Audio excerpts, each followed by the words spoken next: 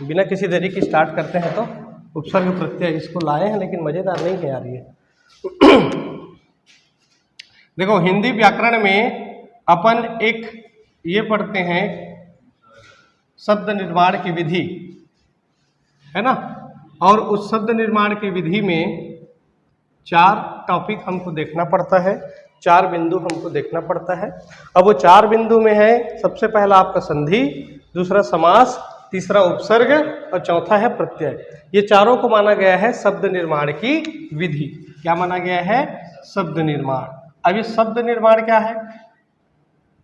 तो शब्द निर्माण कहने के मतलब इन विधियों से नए नए शब्दों का क्या किया जाता है? निर्माण किया जाता है। ठीक है ना। तो पहले स्टार्टिंग में 1 या 2 लाइन में लिखवा देता हूं, फिर उसके बाद अपन आगे बढ़ेंगे।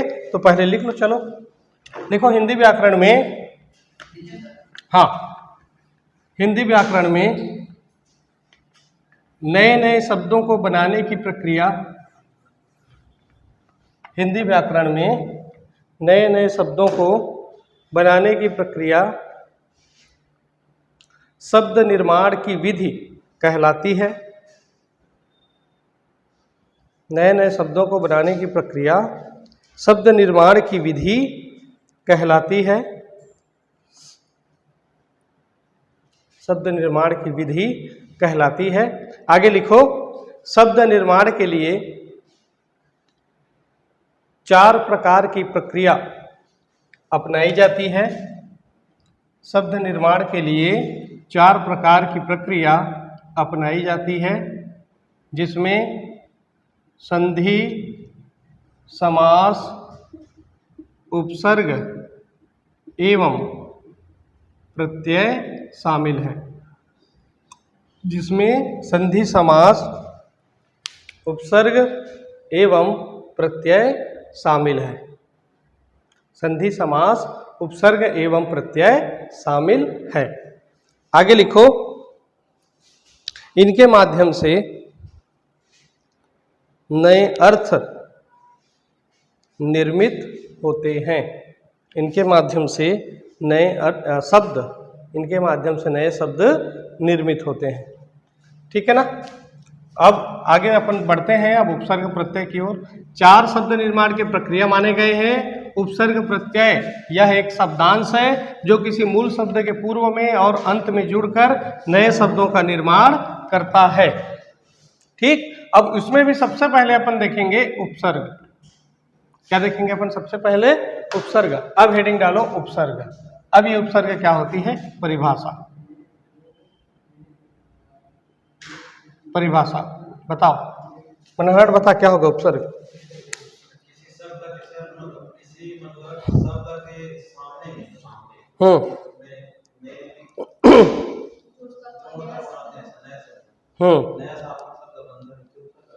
अच्छा आशीष,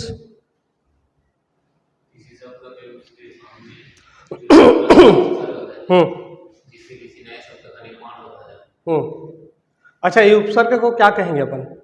उपसर्ग एक्चुअल में है क्या? हाँ, और सर्ग मतलब बैठ जाना। शब्दांश ये एक्चुअल में उपसर्ग है क्या? तो इसे हम कहेंगे शब्दांश। ये पूर्ण शब्द नहीं होता, शब्द का एक छोटा सा अंश होता है और इसी कारण इसको कहा जाता है शब्दांश। अब ये शब्दांश का काम क्या है? तो यह किसी मूल शब्द में जुड़कर एक नए शब्द का क्या करेगा? निर्माण करेगा। क्लियर है?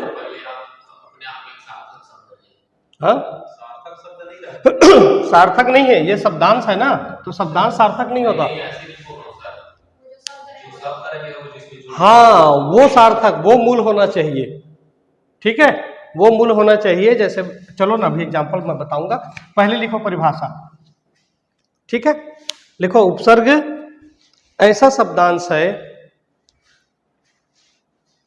उपसर्ग ऐसा शब्दांश है जो किसी मूल शब्द के पूर्व ऑब्लिक प्रारंभ ऑब्लिक शुरुआत में, जो किसी मूल शब्द के पूर्व प्रारंभ ऑब्लिक शुरुआत